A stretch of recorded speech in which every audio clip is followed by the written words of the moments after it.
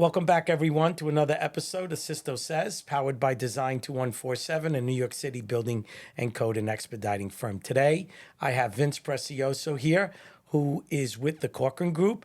And today we're going to talk about the state of the market in Queens. Welcome aboard, Vince. Thanks for having me, Sisto. Of course. Thank you for taking the time out of your busy schedule. So that's an interesting question. Interesting opening. You know why? Because Queens is made up of many different markets, right? Yes. So we'll talk about, for example, you'll say, we're going to go to downtown Manhattan. We're going to go to downtown Brooklyn. You know exactly what I'm saying. Right. If I say we're going to go to downtown Queens, there is no downtown Queens. There's but- multiple downtown Queens. But we talk about Long Island City. Long we Island talk City. about Sunnyside. So it's Yeah. more of like a neighborhood, in my opinion. It's like which neighborhood is hot, which is really rising. And Queens has made a huge rebound since Long Island City got rezoned. So when you're here today, we always start the show and you jumped right into the to the Queens market. But I want to take a step back for a minute. A lot about the show, Vince, is about how we met. You know, Gotcha. power of people, right? You're in the real estate market. I'm in the expediting code consulting world. We always get to meet interesting people. So I like to tell the people of our story. So I'm a member of Biz Devel. You're a frequent guest. And you're there pretty much every month, and we always chat. And one day I heard your name, and my best friend George Prezioso, I thought you guys were related. I came over, we chatted, and next thing you know, we were having really great conversations about real estate. And believe it or not, we're working together on some projects. We became friends, good friends. But you have a lot of history in selling large commercial pieces of property in Queens. Small ones, big ones, everything in between. So first thing is the Queens market still pretty hot? So let's start at the very first question. The Queens market is very hot, Sisto, but there's a lot of nuances to that word hot right now, because priced well, priced fairly, sellers and buyers, there's a huge distance with a lot of properties. Yeah. There's the cost of money is high, so underwriting is very disciplined. Yes. So it has to make sense. The underwriting has to make sense. Does the tax benefits make sense? Does the developer qualify for the tax benefits? So ICAPs, and things like that. Yeah, ICAPs, 45X. So Right. so is the package making sense? Is the question. So if it makes sense, the buyers will transact. Yeah, I mean, I also think that there's a lot of we use the word pioneers in the office. You know, I try to tell the staff about when we're looking for new people to come to our company that you need people that can see past things. And, you know, we're working on a deal together and we gave you some advice and it worked out great, right? Where Yes. you have a piece of property that there are opportunities because the city's looking for affordable housing.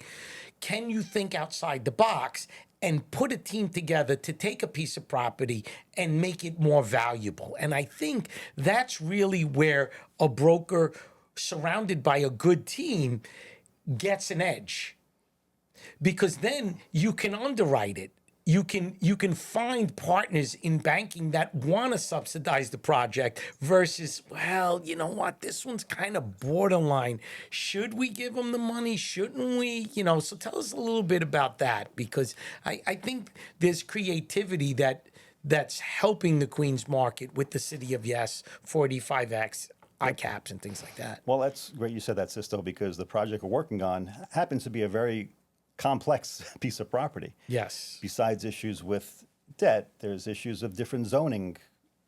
Three zoning districts. Three zoning On a districts. triangle piece of property. On a triangle piece of property, FAA regulations. It's in a flight path by the airport. So there's a lot of complexity to that property. So as a broker, the job is, right, how do I create certainty Correct. for a buyer? And that's not easy. Not easy. Getting from a place of it looks very complex and uncertain to how can I convince a buyer that it's certain. So speaking with you, get a zoning analysis, really get understanding of the details on a very, very deep level of what the zoning is. Bring on a land use attorney. go for the zoning increase. Right. Okay, so, And understanding, a lot of times it happens with us, and I think since meeting you and Chris, I've been able to understand that a lot of times architects, they focus in on their property, what they can do. And what we brought to the table for you, and what the land use person brought to the team, by the way, who's been on the show many times, Richard Lobel. Oh, okay. He's Rich, great. Richard and his dad have, his dad was my mentor, and they didn't just look at the site, but they looked at the entire neighborhood and said, hey, your neighbor did this. Why don't we try that? And that to me is the pioneer. That's the innovator. That's the creator. And I think that is what separates a really great broker from just a person selling a piece of land. And I think you and Chris brought that to the table, which is, and surrounding yourself with people that can see that idea. And that was great, Sisto. That was the map change that took place a block away. Right. Right. That was for a large part of the neighborhood. Right. And we were right outside that change that was done in 2014. So the neighborhood, obviously, it was moving in that direction. And right? and that was when the city wasn't pro as they are now, because they're Correct. looking for units. So we're going to go to them and say, look, we're going to give you your commercial. We're going to give you your community facility, but you need to help us with the residence district because it's so low. But 2 blocks away, it's through the roof. Why didn't you just move the map another block, right? So here we are. That really is a perfect example of how broker, land use attorney, code consultant, and the person who owns the property are willing to put their ideas together and say, hey, how do we make this property more valuable? And I love the word, how do we give you certainty that this is marketable now at a better place? Yeah, and that's where we're headed. And the investor obviously wants 100% certainty, which is not possible, but we try to get as close as we can. Again, no one has in the city of New York, there's no certainty that if we all knew we would make money on every single deal, it would be a great thing. But it's not that easy, right? So we have a couple of really great things happening, right? We have the City of Yes. We get a lot of calls now. Oh, can I add another unit? Can I use my garage? Can I do this? And I think that there's a misconception there, and I'd love to ask your opinion. The City of Yes doesn't mean automatically you could do whatever you want. Absolutely not. Okay. So we get those calls and they're like, well, we don't understand. It says the City of Yes, but you're telling me no. And unfortunately, in my world, I am that person that has to tell them there's certainty or not. And we say, yes, you can do it, but you got to add a sprinkler, you got to add a fire alarm, you got to add this, you got to add that. And then go, wait a second. So you want me to add a unit that I'm going to get $1,500 a month, but I got to spend $150,000 to build this apartment? It makes no sense. Yeah. Is that something you're running into when on the sale, when people are like trying to find that edge to go from a 2 to a 3 or a 3 to a 6 and things like that? Well, I try to give the best understanding of what City of Yes is. So it was designed to obviously increase residential for the most part. 100%. Getting rid of the parking mandates, right? Building parking spots for a certain amount of residential units. So once the parking mandate is gone, and you could build a lot more, you don't have to worry you're not about spending all that money to spending build all the money parking on lots. parking. Okay, now also enhancing the residential units in transit zones, low density transit zones. In wide streets. Yes, wide streets. So that's really what the City of Yes was designed for, and it's been really, really helpful. Oh no! Listen, it was a. Listen, if he left a legacy, Mayor Adams, it was that. Yeah. I think, and you have to understand, it was the first major zoning change in 50 years. Well, the city. Other than when we redistrict like Long Island Yeah. City and Hunts Point and major rezoning, but I'm talking about this is across the entire city. Yeah. Every zoning district had something. That's a major undertaking. It's huge. It's volumes and volumes of books. Well, I feel like it's philosophically we've turned the corner because even during Bloomberg's era and de Blasio's era, there was always the talk about housing, but there was always the fear of gentrification. Right. Right. So they'd find an area. Oh, we want to put housing here, but if we put housing, it's going to enhance the property values. The area is going to get gentrified. Right. Now it's more like, well, We need 300 units here, and if we can't build them here, then where are we going to put them?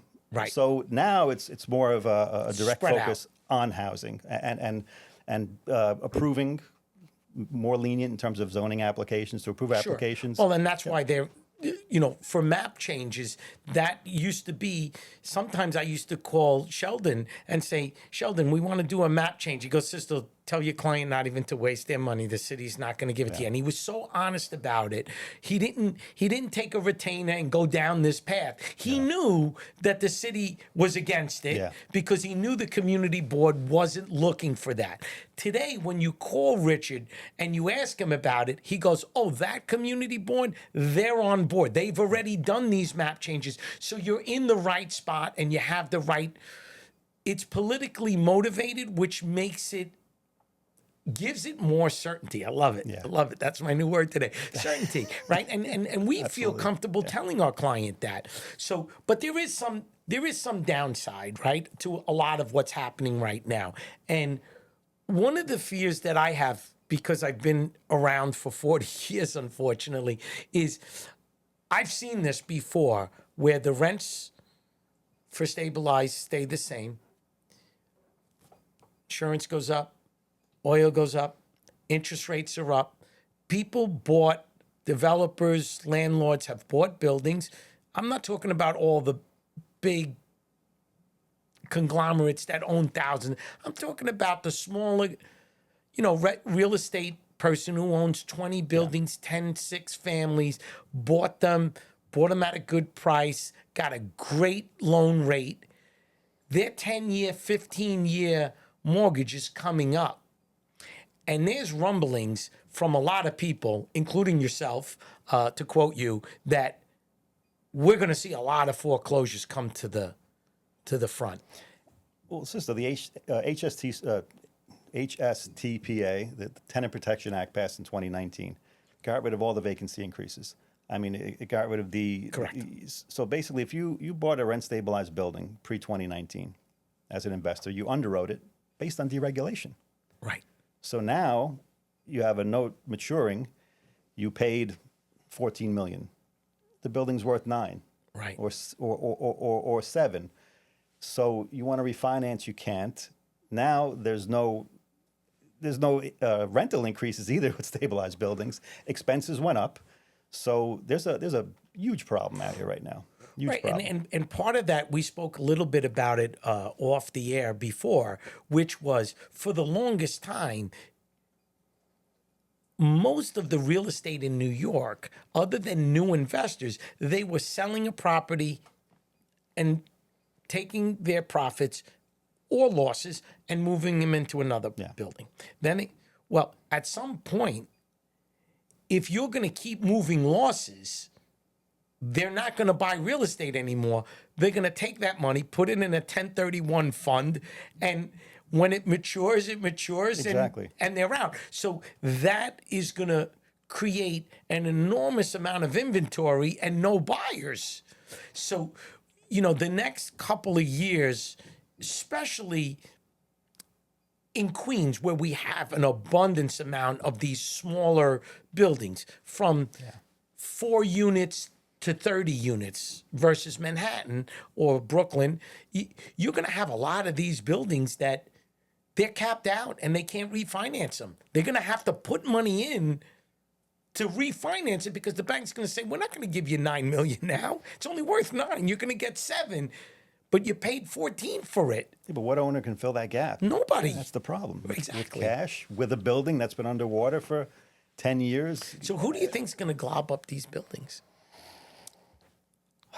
That's a really good question, Is Sisto. it going to be private equity? Like anything else, everything's cyclical. So I do believe that this rent stabilization process has to crash because it's so inefficient. Yeah. It's so backwards.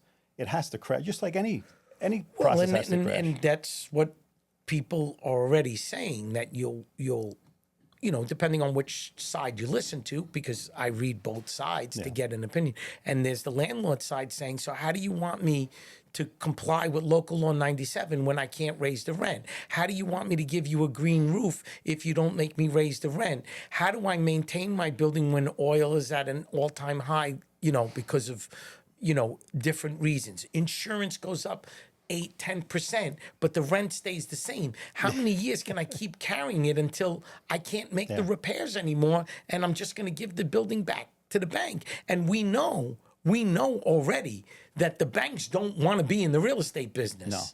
They don't want them. Years ago, they take them back. Now they're like, hey, we don't care. You got to give us some money. Whatever you do with your building, do it. And that's pretty scary. Rent stabilized buildings, even good rent stabilized buildings, are so complex and difficult to sell in this environment. I have buildings now in Sunnyside, which I mentioned Yeah. too. What are they, six families?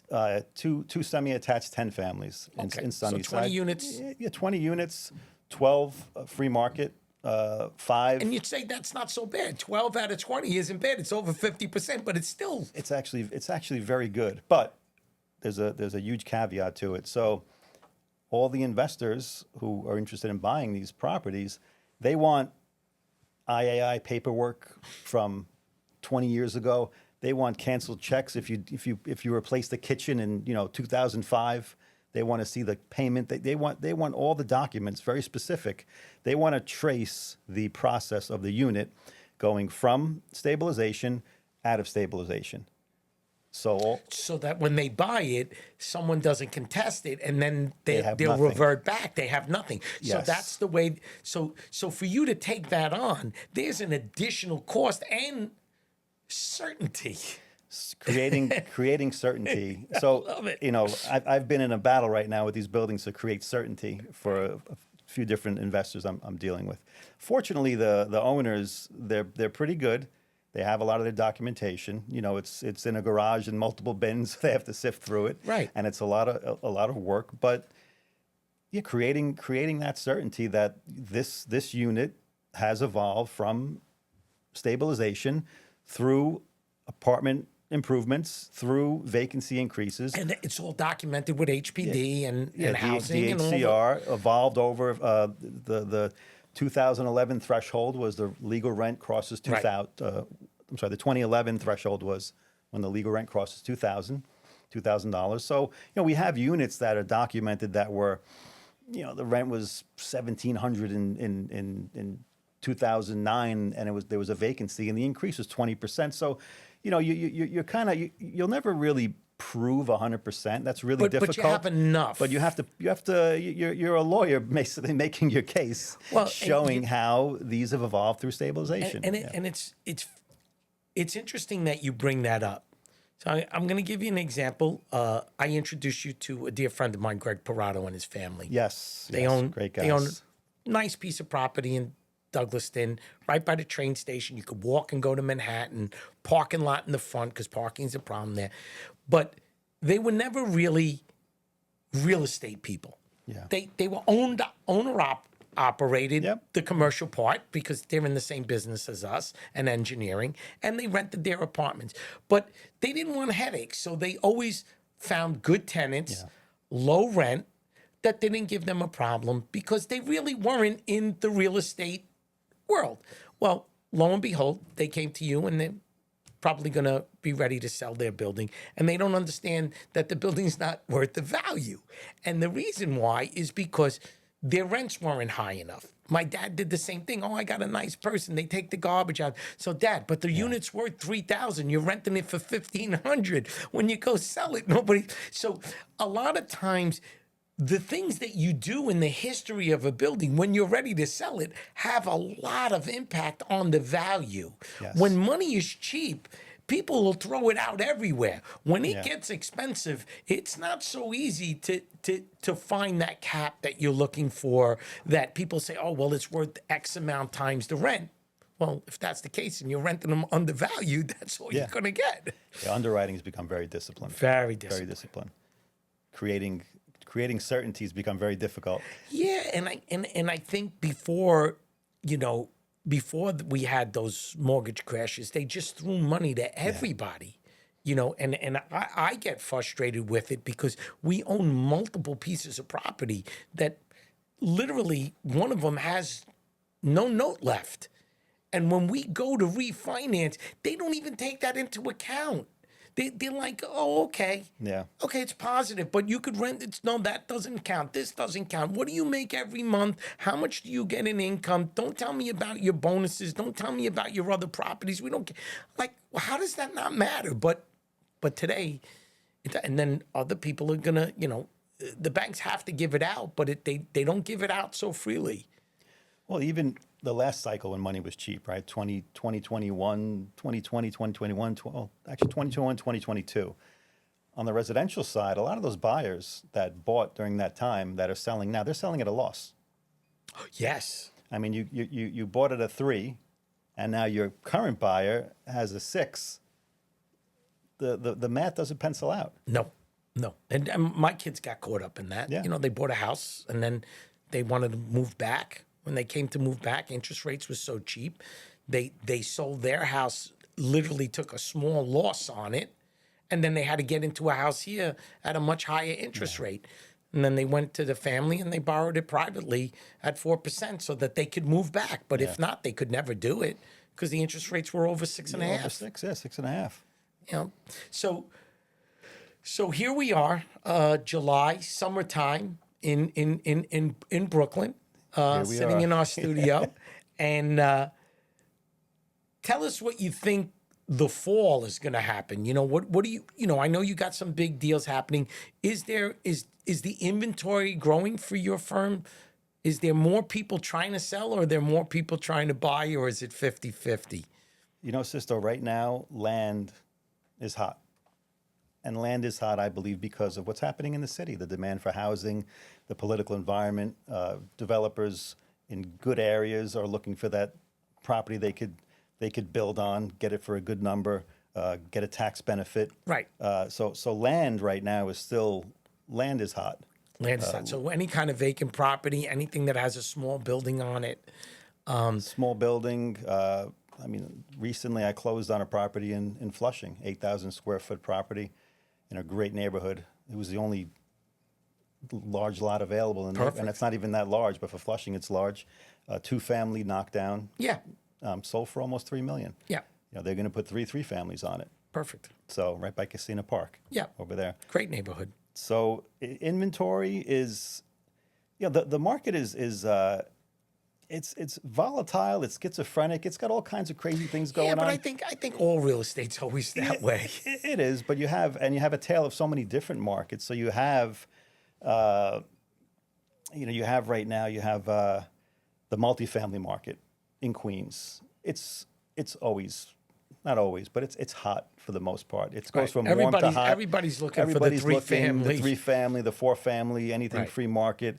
Those deals, I mean, they always transact cash usually. And the reason that they're good deals is because a lot of them, like, I could speak for my family and a lot of people that, you know, came to America, they owner occupied. Yeah. The parents lived on one floor. The kids got married. They lived on another floor. Their cousin lived on another. They kept their whole family in the building. One person put the money up, and they were all able to live a good life in a building. So, and that still exists in Queens. That's why it's a melting pot. That's why there's people still doing it.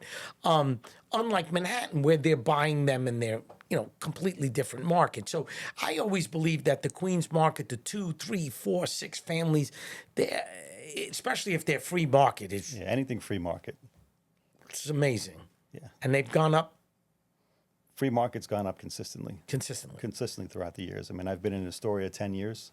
So, I mean, it's gone up. It maybe took a little bit of a dip early in the COVID times when nobody knew what was going on. And, but then, I think everybody. Yeah, but then it came roaring back. I just sold a beautiful one by Astoria Park, 4-family, great condition. 195 it transacted at. It was the 3rd highest property in its class to transact in Astoria at that time, and this was only a few months ago. That's great. So 4-family. So they're free market. Free market, 4-family free market, and it transacted just under a 5 cap too. Yeah. So in Astoria, you'll get that. The Yeah, rents- I sold. My dad had a building in Astoria. It was 50 by 110. Okay. On 35th Street and 28th Avenue, and a developer bought it, and we sold it just based on FAR, and we got $3 million for it. Yeah, I remember you told me about that one. Yeah, so those pieces of property are still they're a diamond in the rough, but there's still quite a few around. Not every one of them is gone yet. Well, Queens is geographically the largest borough. Yes. So there's if you're going to find some land, you're going to find it probably in Queens. The thing that's tough with Queens, right, Vince, is that you have Whitestone, Malba. They're very low density. Yes. So, they have that suburb feel, Yeah. even though they're in Queens. But then as you get closer to the city, closer to Brooklyn, like Long Island City, they just rezoned another section, right, to preserve some of the manufacturing, but to give more affordable housing. So, there's pieces around that have these major changes, but then there's, with the city of Yes on the wide streets, we're going to get some units out of it. There's no doubt. Without a doubt. They just have to be creative. But really the trick that I see is the map change, is having a bigger piece where you could potentially do the map change. Look, even Astoria is mostly low density. Yes. Outside of Vernon Boulevard, some buildings on 21st Street, 31st Street, Yeah, Steinway. I mean, I grew up on Yeah. Ditmars and 35th. It's Yeah, still so it's all low density. low density. Yeah. So on the show, we always a good friend of mine, Andrew Peters, he does estimating. He always says you don't look in the little mirror, the rear view mirror. You always got to look forward In the future. into the future, into the windshield. So we talked a little bit about foreclosures. Yeah. We talked a little bit about big pieces of property, what we consider big, right? Complex, big complex That pieces have of property. innovators, ways to figure that you could, get the most out of the property and give the buyer the certainty that they need. Yeah, and that was, you mentioned, I have to give him a shout. Chris Cavorti, my partner on Absolutely. that listing. Chris is a brilliant Great broker. guy. Yeah. Yeah, you're looking, Brooklyn, Queens, very knowledgeable, thinks outside the box. Obviously, you make up a good team together. And that I always say, a good team can accomplish everything. Well, Whatever they set their head to. When I started in real estate, I thought, okay, it's my job to know everything. And then I realized there's no way I'm ever going to know everything. So now my job is to answer what I can. My job is to verify the questions I'm being asked and also find the right expert to get the best answer. I've always prided myself for 40 years. People call me with the craziest things they want to do in New York City. Crazy ideas from can I buy 58 square feet from my neighbor and put in an elevator and make a walkway from his building to my building? I always say that the power of people has made my success. If you surround yourself with subject matter experts and you're honest to tell your clients, it's not my world, but call Vince. Yeah. Or, hey, we have someone, you need a zoning study, call Sisto's team. I think that those people that recognize that clearly are the most successful. Today we're on the podcast. I'm just a host. There's a lot of other people that make this great. It's not me. It's all of them. It's finding you to come on the show. It's putting the show together, finding the topics. Yeah, it's great. I can host it, but you got to find good people to come on the show, and you need good people to make a great production. And I believe that in projects, and you're 100% right, Vince. The power of people create great teams, and you can accomplish anything. So you have a really great model that you set that, hey, this might be a little bit out of my league, but I can team up with Chris. I can team up with Sisto. I can team up with Richard Lobel or anybody else. And Chris and I, we need to talk to Sisto. Right. We needed the zoning, Yeah, so that new zoning analysis. So what do you think? What do you think is? Where do you think Queens is going to go? You think it's going to be heavily on the affordable side now, that they're really going to make a big push to put a lot more units there versus always thinking about Long Island City and Williamsburg and Manhattan and Hunts Point. They've been like really the main places Yeah. where developers have built big buildings and given the city back 20%, 30%. Do you think Queens is going to get that hit now? I think Queens, the rents are very strong, but they're also significantly less than Manhattan or Brooklyn. I think there's still a lot of value to living in Queens. I used to refer to where I live, the Ditmar side of Astoria, where you lived, Yeah, as where I grew up. as New York City's best kept secret. Yes. Easy transportation, quick ride to 59th And you Lex, can take great car, restaurants, train, or bus. You can park on. I park my car on the street. Yeah. It's unheard of for New York City. Yeah. Okay, Astoria Park is right there. Great Yeah. restaurants. So, but now it's the Rowan went up 2022. Now the Rowan 2 is going up another 50 units. Okay, Sophie on Steinway Street, all Yep. these boutique buildings, Vernon Boulevard boomed. Yeah. Actually, below 21st Street in Astoria over the past 6 years has absolutely. Oh, you can't go down 21st Boomed. Street from the Boys and Girls Club down. Yeah. There are just the whole way to the 59th Street Bridge. There's just New buildings buildings, everywhere. new buildings. Yeah, I mean, and then they did the Eagle Factory many years ago. Yeah, They yeah. did. Pistelli did the old furniture factory on Ditmars and 45th. Street, yep. And then Mega built the building in the back there. So that whole neighborhood was always eclectic. But it is, I mean, the airport's 5 minutes away. But not every place is Astoria. We got Sunnyside. Sunnyside Sunnyside. had a big boom. Woodside. Woodside. Yeah, they're the slow and steady growers. And it's that, you know, growing that, growing and then slow now and steady. Flushing, and now we got Flushing now, is its own little submarket. 60 to 70% Asian, a lot Yeah. of foreign money. That's an economic center. It's that's an amazing. and now we're city. going to get. We talked a little bit about the soccer stadium's going up. Soccer stadium. They're going to going up. get master plan. They're going to get a park. They're going to get units, 2,500 units. I think you said they're going to get the casino. It's right by the airport. I mean, it's just really the city has done some really great urban planning. An airport, right? $19 billion going into JFK, $8 billion into LaGuardia. LaGuardia went from the worst ranked airport in the U.S. to beautiful the now. first ranked airport in the beautiful. U.S. It's gorgeous. Easy to get in, and actually, we're flying out on Tuesday. Easy to get to, yeah. Simple. Well, this was great. I mean, Vince, first of all, I know we're friends outside of the podcast. We always talk real estate every time we meet. We do get together occasionally and talk. So this was great to have you on the show, give a little perspective of, what the Queens world is like. I grew up there.